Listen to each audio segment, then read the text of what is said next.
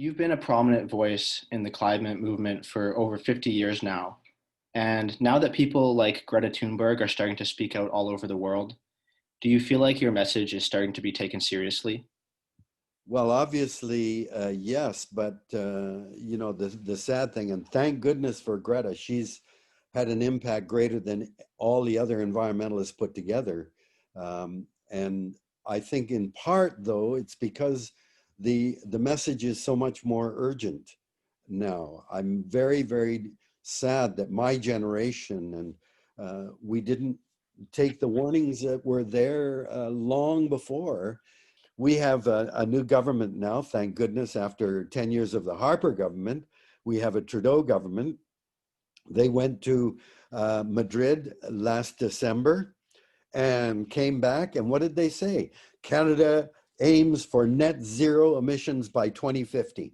And that's what they're touting now. Canada's commitment is net zero by 2050. Japan has just bought into that idea too. What the hell is that? That's not a commitment at all. Mulroney wasn't able to make a commitment for 15 years in advance. By 2050, how many governments will have come and gone? And not one politician in office today will be in office by 2050. So who do we hold accountable when we don't meet a target? Canada has made promise after promise after promise to meet targets, and we've never met one because nobody has to take the responsibility when we fail to meet it. As an old timer, it's getting pretty bleak. Um, Greta has had a huge impact, but as she says, she's gone to Davos, she's gone to the UN, and she keeps saying, don't tell me to have hope. Don't tell me the things you're doing. Your emissions are still going up. And that's the standard that we've got to use. We've got no indication that this country is serious about reducing our emissions. Right, because as much as leaders can smile and shake your hand and applaud your speeches, they really need to actually reduce the emissions and Yeah. follow up on their commitments. That's the only criterion that we can hold them to. Have you reduced the emissions? Don't tell me all this other garbage. Oh, we've made new parks and we've created this and created that.